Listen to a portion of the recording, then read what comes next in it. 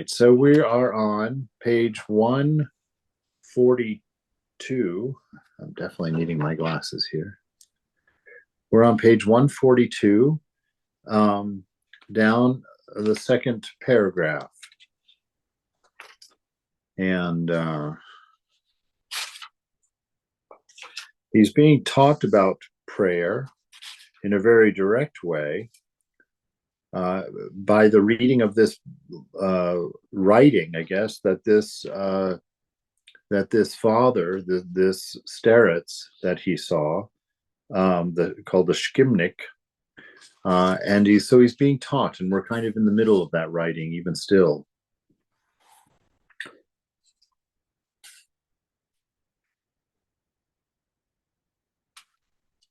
Such being the powerlessness of every human being, this whole idea that we just can't seem to live our ideal, that we just we set our will, we set our intentions, and 15 minutes later we're doing exactly what we said we wouldn't be doing, and that we just have this difficulty in controlling our bodies and controlling our minds, and dealing with all the things going on during the day. And so he's saying that this powerlessness that seems to belong to all human beings, what remains possible for the salvation of the soul from the side of a human will and strength? It's like, how are you ever going to get where you want to go, given these weaknesses? If you want to accomplish something, like freedom of the soul, salvation of the soul, using just your human strength and will, man cannot acquire faith without prayer. There it is, flat out statement. Man cannot acquire faith without prayer, because how will you draw near to the divine without that relationship, without that communication, without that sharing? How will you ever get to the point where you marry, literally, more than literally, marry the divine, if you don't take that time to find the divine, to discover the divine, dwelling quite blissfully within your very own self, and you just carrying on, constantly distracted by the entertaining mind, never paying attention to this. And so it's faith that brings our attention to the existence of the divine within, the divine spark within. It's prayer that slowly leads us to the silent chamber of the heart, where we have the experience of God. We have the knowledge of the presence with us. Man cannot acquire faith without prayer. The same applies to good works. So you're just not going to be able to do anything, because good works, what we're talking about when we say good works, we're talking about selfless acts that have no selfish motive. So you were not motivated to do it for your own name and fame, or for for the good of the world. You have no motive except for the fact that you see yourself suffering and you worship by alleviating it. That's how we get there. And finally, even to pray purely is not within his power. Right? Even tonight, I sat down for a short while just before doing the class, and I was trying to stay focused. I was like, goodness gracious, what's going on here? And I literally felt like I was trying to sit on an oiled saddle on a round horse. It was like I couldn't stay there. I kept slipping, my mind kept wandering off to this subject and that need and this thing and that thing. So we can't even pray purely. We can't even be earnest or authentic in our prayer as we face the Lord. And finally, even to pray purely is not within his power. What then is left for him to do? What are we going to do? What scope remains for the exercise of his freedom and his strength, so that he may not perish, but be saved? Every action has its quality, and this quality God has reserved to his own will and gift, in order that the dependence of man upon God, the will of God, may be shown the more clearly, and that he may be plunged more deeply into humility, God has assigned to the will, the strength of man, only the quantity of prayer. He has commanded unceasing prayer, always to pray, at all times, and in every place. By this, the secret method of achieving true prayer, right? The secret method of attaining true prayer. What is true prayer? It's true unity. True prayer is when you have recognized the humility, the inability of the flesh and the mind to take or give anything to you. And through this discernment, you have separated from that, right? So the secret method of achieving true prayer, this inner communion, mature prayer has no words. Mature prayer requires no interaction. True prayer is that old couple sitting across the table that we always talk about. It's being so familiar with the presence of God and so familiar with your own relationship in that presence of God that just the thought of the divine, just her name going across your mind is enough to awaken that bliss, awaken that joy, awaken that contentment within, and to give you any strength that you might be requiring in that moment to push through your troubles or to overcome your vices, or to teach a class. All of that is in the name of God.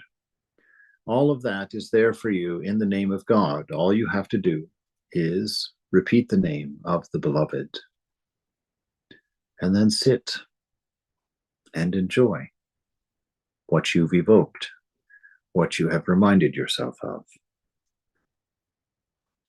By this, the secret method of achieving true prayer and at the same time faith and the fulfillment of God's commandments and salvation are revealed. Thus, it is quantity which is assigned to man as his share. Frequency of prayer is his own and within the province of his will.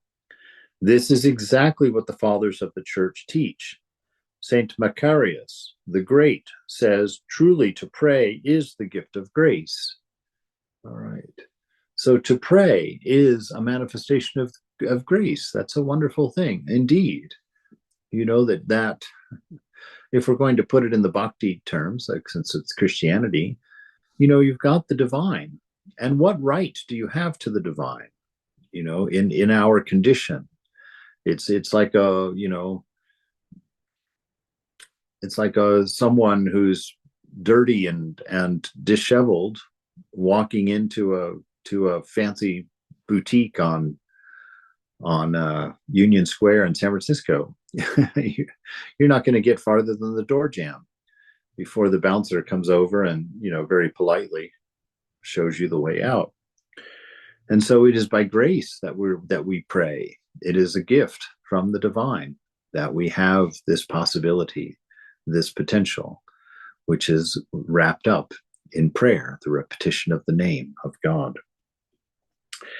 Isiki says that frequency of prayer becomes a habit and turns into second nature. And without frequent calling upon the name of Jesus Christ, it is impossible to cleanse the heart.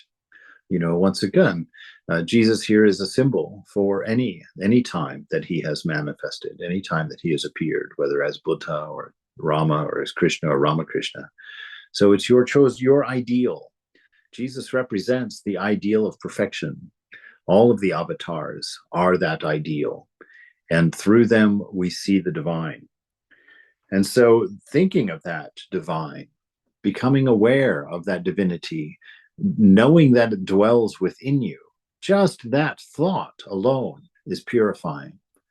Just that thought alone will comb some of the knots out of your Maya, as it were. The Venerable Callistus and Ignatius counsel frequent, continuous prayer in the name of Christ before all ascetic exercises and good works, because frequency brings even the imperfect prayer to perfection. So this is why we call it practice. Each time we say that name a little bit better, with a little bit more of attention, a little bit more of an understanding of what is in who and what and how it's invoking the presence. As we grow in that knowledge, we approach this perfection.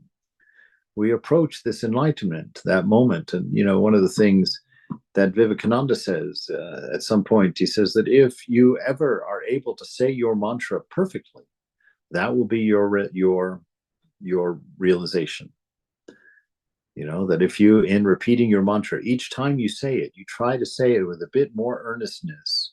Each time you say it with a deeper understanding, more of a commitment, more of a focus, more of an understanding of the divine nature. And at some point, you will say that mantra perfectly. And that perfect uttering of the name of God in the presence of God will trigger, you can't use any word in there, grace happens.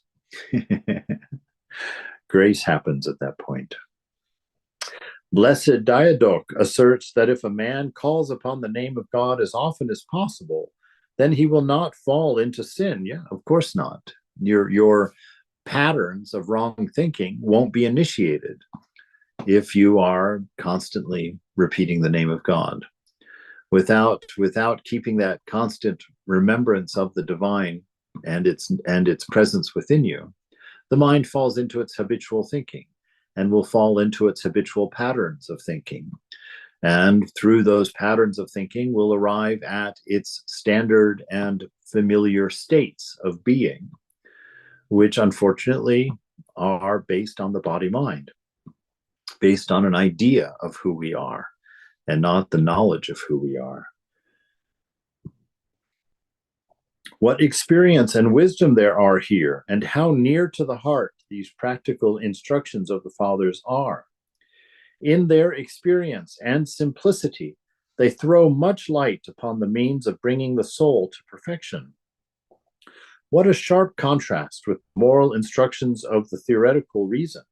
Reason argues thus: do such and such good actions, arm yourself with courage, use the strength of your will, persuade yourself by considering the happy results of virtue, cleanse the mind and the heart from worldly dreams, fill their place with instructive meditations, do good and you will be respected and be at peace, live in the way that your reason and conscience require. But alas, with all its strength, all that does not attain its purpose without frequent prayer, without summoning the help of the divine, right? Without summoning the presence of God. God by nature is help. So it's not a conscious will on the part of God to help you. It's the nature of God to help you. And it's automatic. You turn to the name, there is help there for you. There is strength there for you. You never have to convince God to help. You never have to go in and make a good argument about being very nice and how faithful you've been this week and how lovely you are as a person. And, you know, certainly, God, I've been trying desperately, as you can see. Look how hard I've been trying. So will you help me, please? It's not like that. You do not have to convince God. God by nature is love, an unconditioned love. By nature is wise, a pure wisdom, the deepest of wisdom. And he is everywhere present and always perfect. And so to turn to God, you just turn to God. You never have to feel afraid of the divine. You never have to feel like you're not welcome or that God is staring at your thoughts and is disgusted at your morbid inability to be perfect. God is always present with you, always patient, always full of all of those characteristics of love from 1 Corinthians 13, 1 through 8. I give you that reference if you ever want to read it. It is beautiful. It will tell you there what God is, and it will astonish you because it's contrary to many of the things that we think God is. Now, let us go on to some further teaching of the Fathers, and we shall see what they say about purifying the soul. St. John of the Ladder writes, when the spirit is darkened by unclean thoughts, those thoughts which lead us toward multiplicity, those thoughts that lead us toward separateness from God and from others, those thoughts that require attributes and conditions from the changing world to bring us happiness or to bring us comfort. He says, when the spirit is darkened by these unclean thoughts, Put the enemy to flight by the name of Jesus repeated frequently. So using your mantra, we see Thakur doing that to gain courage. We see, Mother doing that to gain courage and to purify herself to be purer than the moon, which even has a stain, she says. And so this constant thought of God, Hafiz says, to each time you say the name of God, it's like pouring your soul through cheesecloth so that it's purified each time, just a little bit more.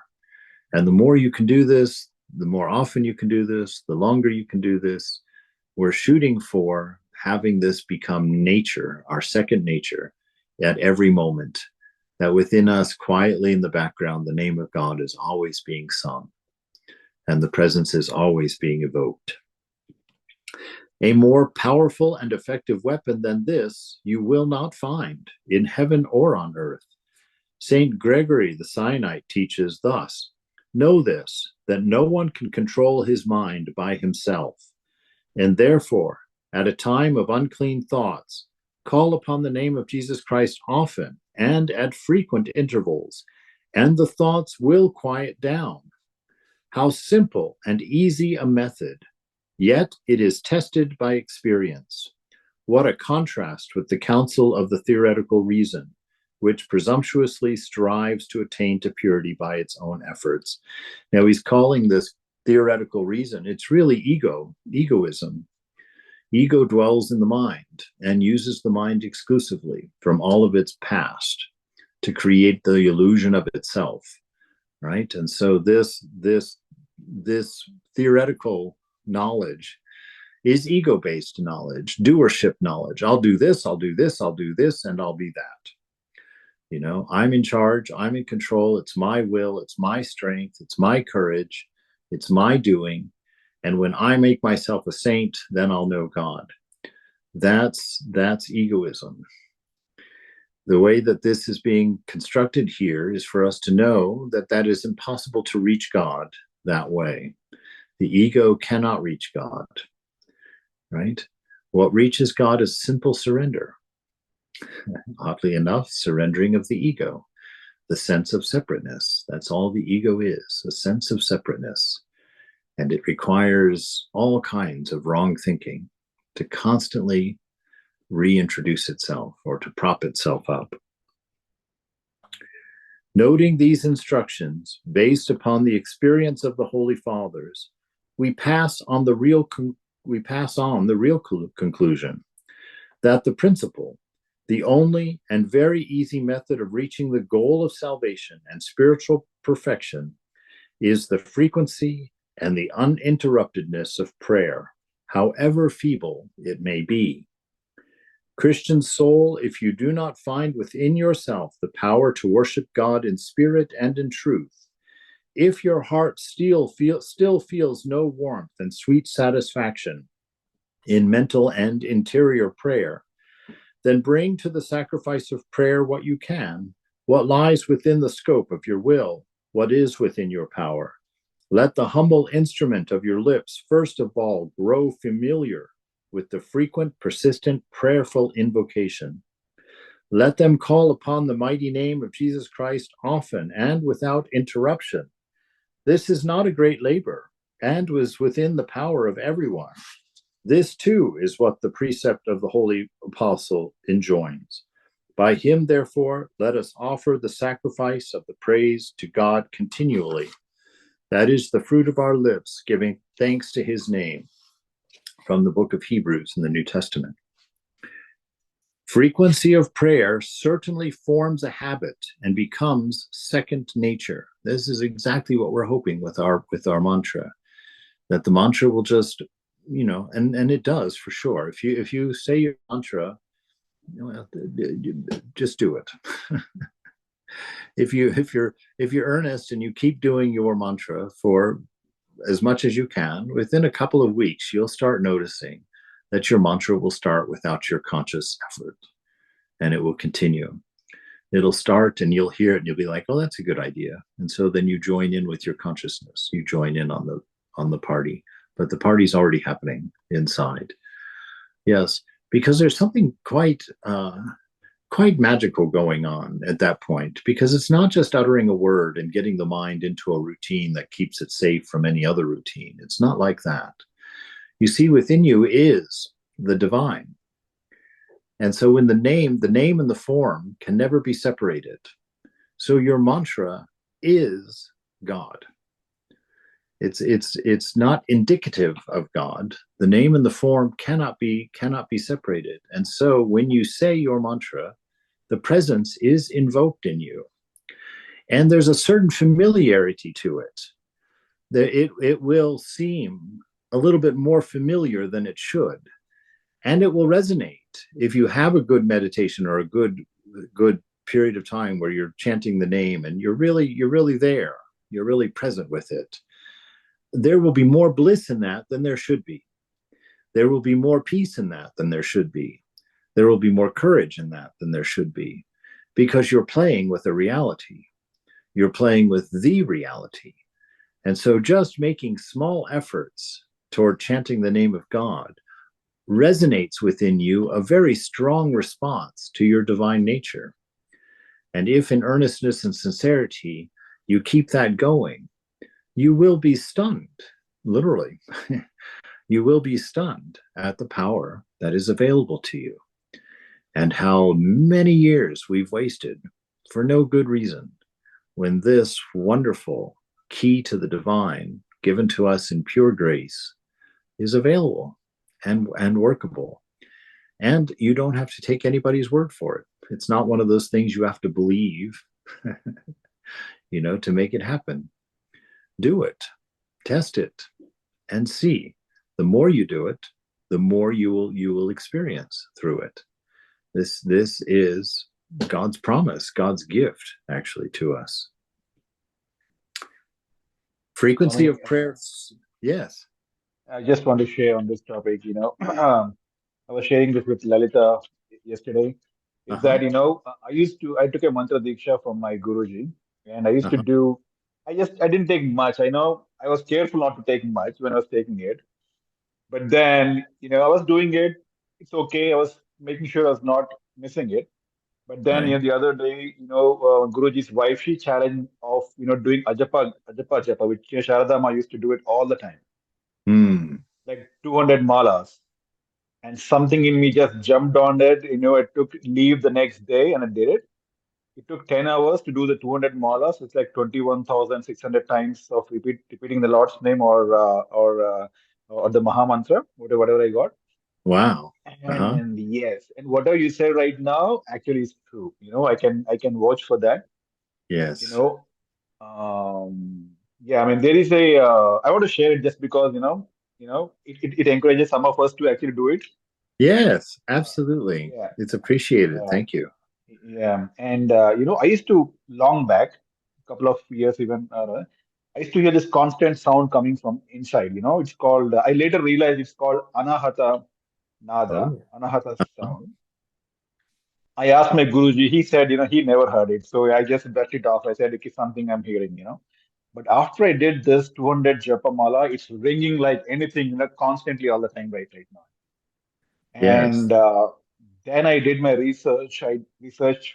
There are some Upanishads which talk about this noise. Not noise. This is the sound of the universe or Right. Yes. whatever it is.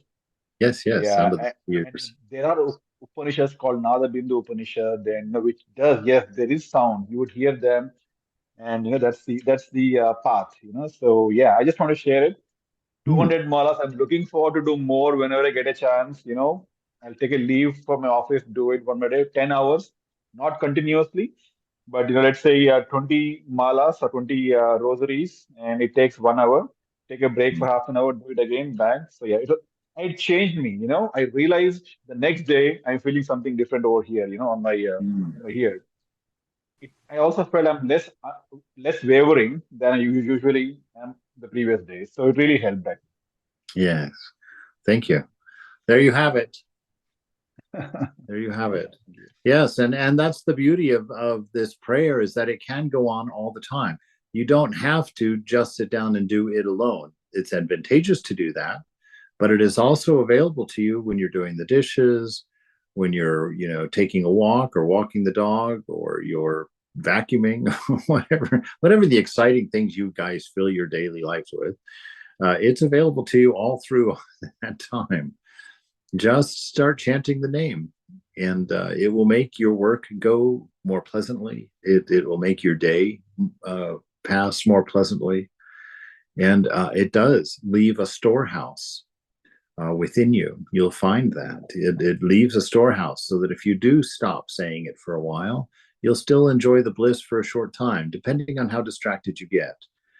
If that's the trouble, we all do our wonderful practice in the morning, and we come to a lovely place, and then we barely get to work and we've already burned out. We've already been confronted with so many different things and different ideas, and distracted in so many ways, so many anxieties and stresses, that it diminishes. It diminishes. But just start it up again when it diminishes. Just always know that diminishing is in the mind only, that God is just as present with you now as she has ever been, that there is no waxing and waning of God. There's only your waxing and waning attention toward God. So go forward. It brings the mind and the heart into a proper state from time to time. Suppose a man continually fulfills this one commandment of God about ceaseless prayer. Then in that one thing he would have fulfilled all. For if he uninterruptedly, at all times and in all circumstances, offers the prayer, calling in secret upon the most holy name of the Christ, then he will have no time for vain conversation, for judging his neighbors, for useful waste of time and sinful pleasures of the senses. Every evil thought of his would meet opposition to its growth. Every sinful act he contemplated would not come to fruition so steadily as with an empty mind. Much talking and vain talking would be checked or entirely done away with, and every fault at once cleansed from the soul by the gracious power of so frequently calling upon the divine name. The frequent exercise of prayer would often recall the soul from sinful action and summon it to what is essential exercise of its skill, to union with God. Now, do you see how important and necessary quantity is in prayer? Of course, just for fun, because this does counter a little bit what Mother says. It's not just quantity, it's quality also that you want to put into your prayer. Quantity is okay. It's, do it, regardless of whether you're in the mood or not. But Mother says, it's better to do 2 minutes of sincere and deep focused practice than to do an hour of lazy prayer, an hour of distracted prayer. So try and marry the two. You'll find you'll get much more satisfaction if you're fully present in it. But if you can't, then just chant the name, because Mother also says if you're pushed into the Ganges or if you jump in the Ganges, both ways you get wet. And so she's saying that even if you just rotely do this, it might take a little bit longer. The fruit may not be as quick, but ultimately it will throw you in the Ganges. It will get you there. Frequency in prayer is the one method of attaining pure and true prayer. It is the very best and the most effective preparation for prayer, and the surest way of reaching the goal of prayer and salvation. You can't get much more of an endorsement than this, folks. You can't get much more of an endorsement. According to this and this practice, this is the thing to do.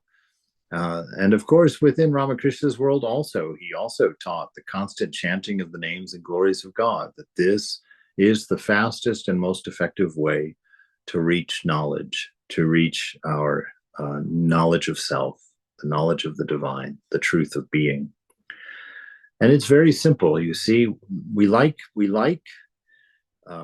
spiritual life. Well, we don't like the ego likes spiritual life to be difficult. Because if it can maintain that spiritual life is difficult, then it has plenty of excuse for being the way it is. Oh, this is a very difficult thing to do. So naturally, I'm not that way. I'm this way, And so we just kind of let it, we just kind of don't take it as seriously.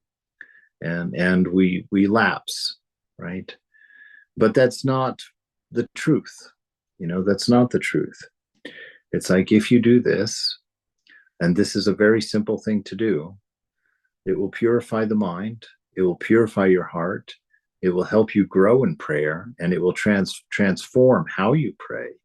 It will transform your whole inner world, knock out the walls and expand the mind and open the heart. And when that begins to happen, that's when the fun of spiritual life really manifests, the real joy of being. Your inner world is more important to you than your outer world, and your inner world defines your outer world. You're not affected by conditions. You're not affected by these changes in the outside world. Circumstances and conditions don't determine your actions or your moods or your state of being.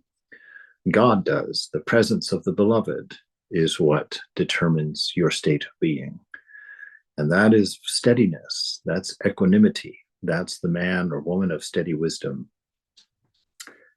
To convince yourself finally about the necessity and fruitfulness of frequent prayer, note, 1, that every impulse and every thought of prayer is the work of the Holy Spirit and the voice of your guardian angel. All right. I don't know much about guardian angels, but if you are invoking the presence of God, okay, I think you've got a guardian God. The presence of God is within you. Be aware of that. As you say your mantra, be aware of the synonymous nature of the name and the form. Recognize God. So say the name and let it echo in your mind as you pay attention, and put out your sensors to feel the presence. Open yourself to the presence as you say the name, and then say it again and feel the wave come again, and then say it again and feel the name bring the presence again as another wave over you. And just stay with that thought, the presence, the reality that you're invoking. 2, that the name of Jesus Christ invoked in prayer contains in itself self-existent and self-acting salutary power, right? It is its own power. The presence of God is the inspiration that brings us home. It is the presence within you is what inspires you to surrender. It's what inspires you to let go of egoism.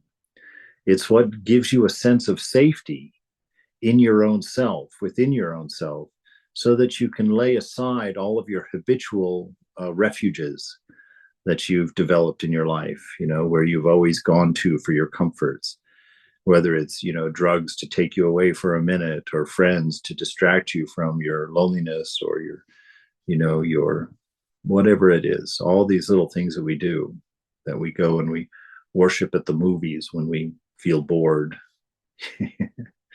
We we worship at the bank when we feel powerless.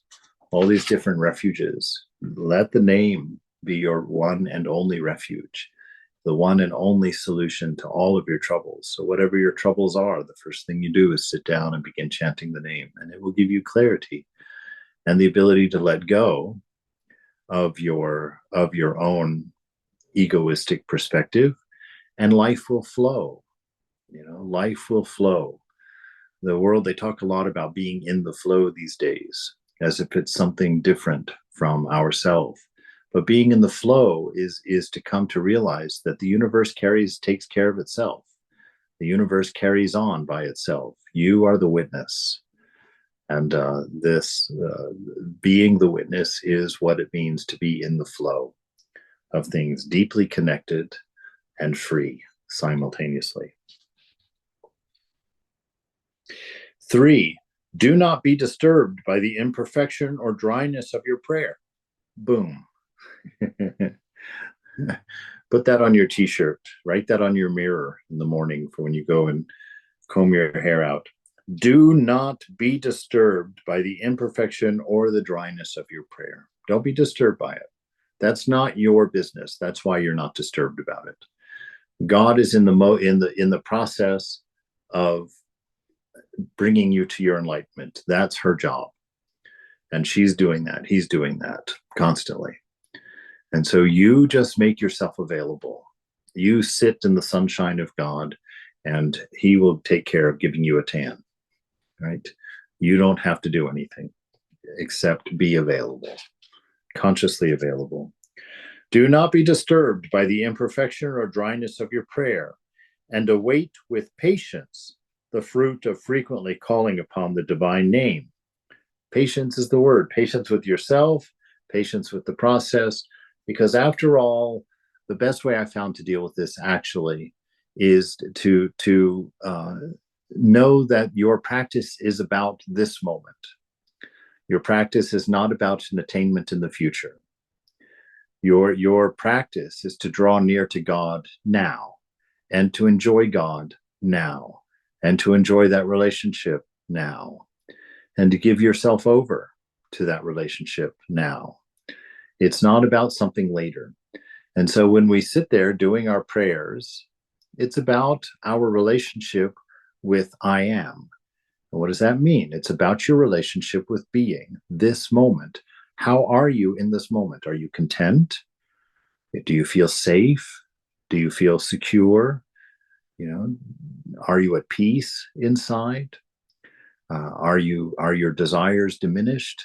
You know, that you don't think there's anything that needs to change for you to be happy, to be content. So really, this relationship with God is not a third-party entity.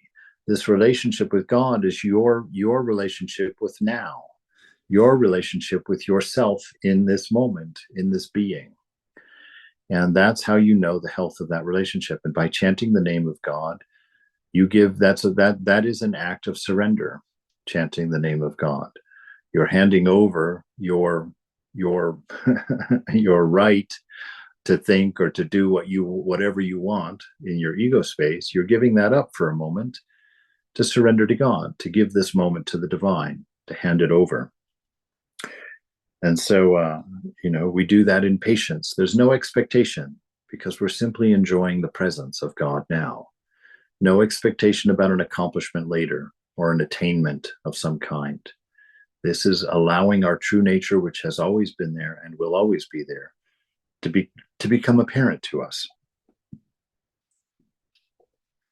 Do not listen to the inexperienced, thoughtless insinuation of the vain world that lukewarm invocation, even if it be importunate, is useless repetition. No, the power of the divine name and the frequent calling upon it will reveal its fruit in its season. Okay? So he's just saying, don't let anybody tell you, don't let anything out there tell you, that vain repetition is useless, that if you do this rotely, you'll get nowhere, that this is not how God works. He says, no, don't hear that. Don't listen to that. The name of God, when it's meditated upon and when it's repeated internally, has all the power necessary to transform you from your deluded self to your free self. Know that in its season, in its time, when Mother knows that the time has arrived, the gift of your freedom is opened to you. You become aware of it. A certain spiritual writer has spoken very beautifully about this. I know, he says, that to many so-called spiritual and wise philosophers who search everywhere for sham greatness and practices that are noble in the eyes of reason and pride, the simple, vocal, but frequent exercise of prayer appears of little significance as a lowly occupation, even a mere trifle. But unhappy ones, they deceive themselves, and they forget the teachings of Christ. Except ye be converted and become as little children, you shall not enter into the kingdom of heaven. Right? And so Shikant, we're reading the Pilgrim Continues His Way, on page 140. Sure. It's the companion to the Way of the Pilgrim. That's the first book. Thank you. Sure. So unless you be converted, unless you become transformed, and become as little children. And what is it that Thakur loves about little children? It's their spontaneity, the fact that they're mostly unattached, that they can have a big fight and 2 minutes later are right back to being best buddies again. They don't hold grudges in that way. They're simple and pure. They're dependent and confident that mom and dad will take care of them.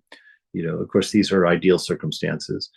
But this nature of being a child, egoless, right? Not demanding respect, not running around engaged in a constant sense of attainment or getting or grabbing something, but playing in the company of God, the company of the divine.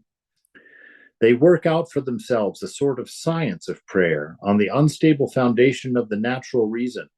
He's just talking about building your spiritual life with egoism. That's really what he's describing here. If your ego is building your spiritual life, then a lot of it will be done for recognition. A lot of it will be done to be seen and to become known for that. A lot of it will be done to attain some superior state that will increase name and fame for you, to become enlightened so that everybody respects you and everybody wants to touch your feet and be like you. If the ego is in charge, spiritual life will be very hard.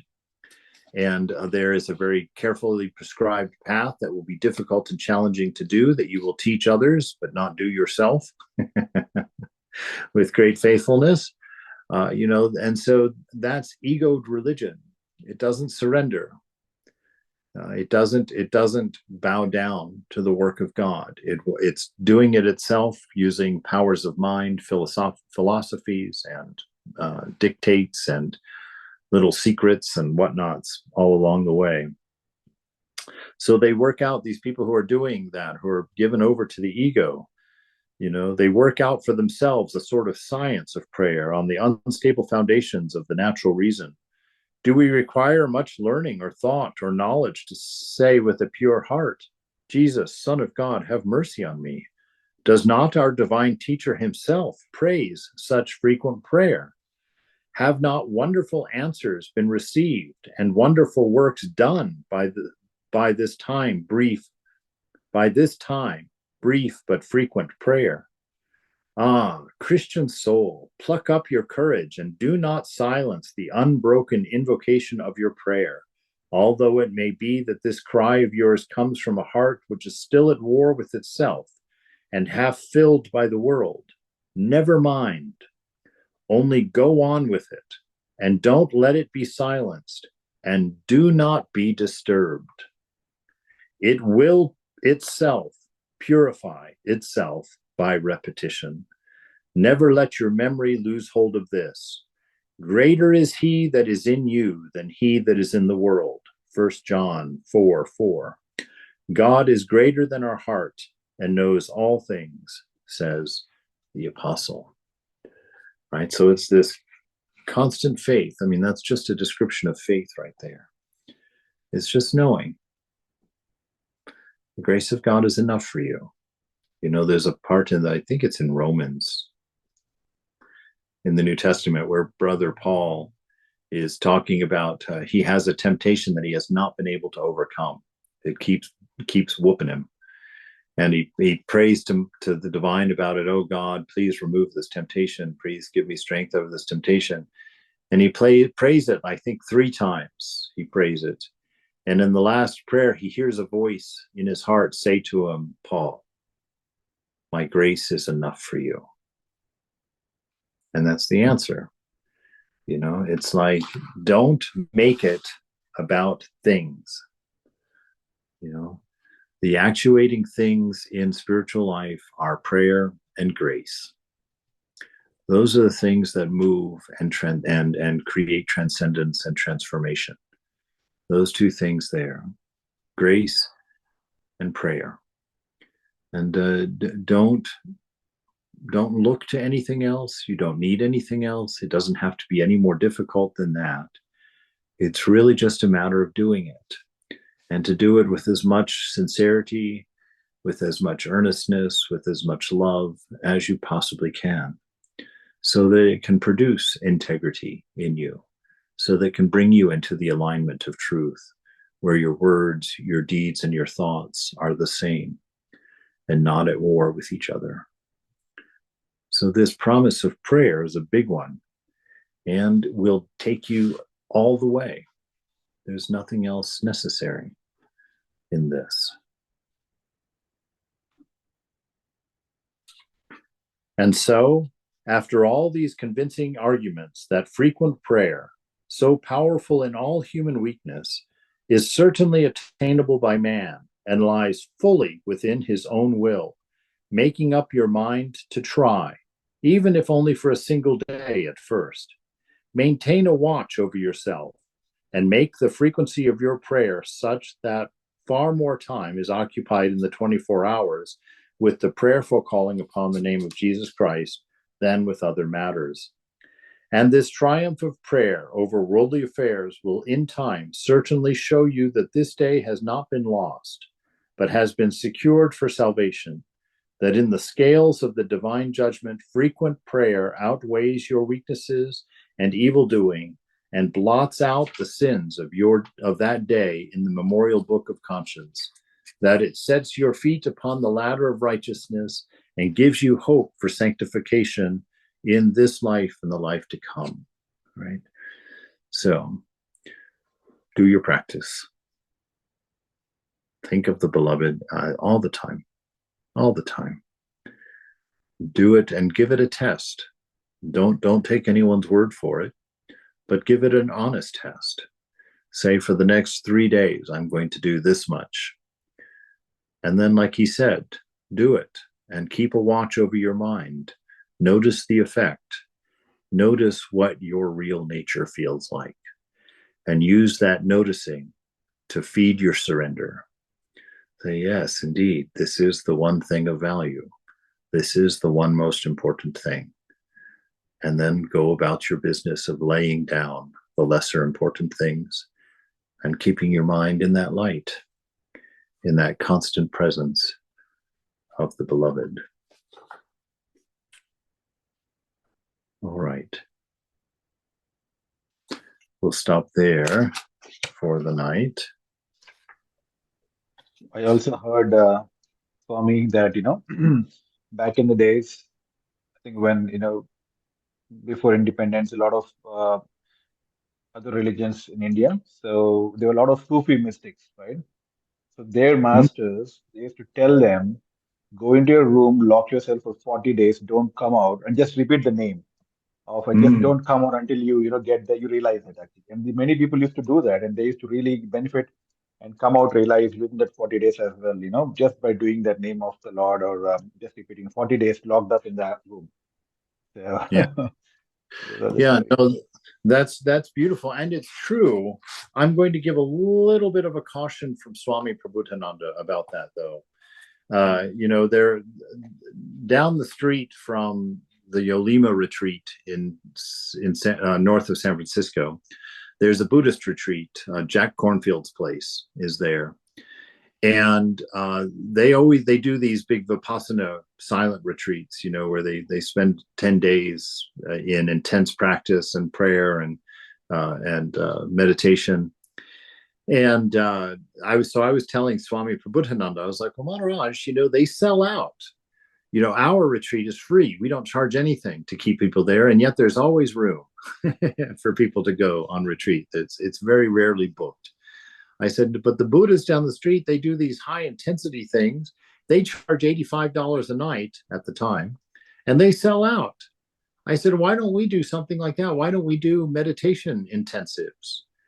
And Prabhupada gave me a very good response. He said, see, for where most people are, what happens when you go and if you don't have a supporting practice, you haven't done the yamas and niyamas, you haven't done the internal purifications. He said, if you go to a retreat like that, yes, you wake up a lot of spiritual energy. You get a lot of prana moving through the body. He says, but if you haven't shut the gates of your lower chakras, meaning that if you're an angry person, after you finish that intensive retreat, you're going to be a super angry person for a while.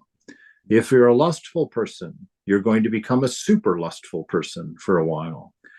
He says, you see, it's much better to do a small and regular daily practice that will slowly purify your mind and prepare you to be able to hold these more intense, the fruits of these more intense practices.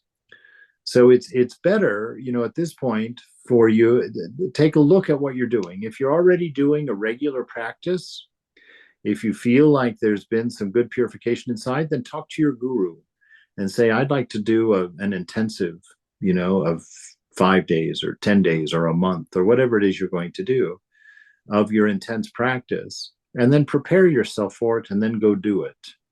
Right. And then come back. If you don't have that steady practice already established in yourself, work on that first. Get that steady, get the small stuff going before you try to do the heroic stuff. And that way you won't suffer these kickbacks when you do these intense practices. Let me turn off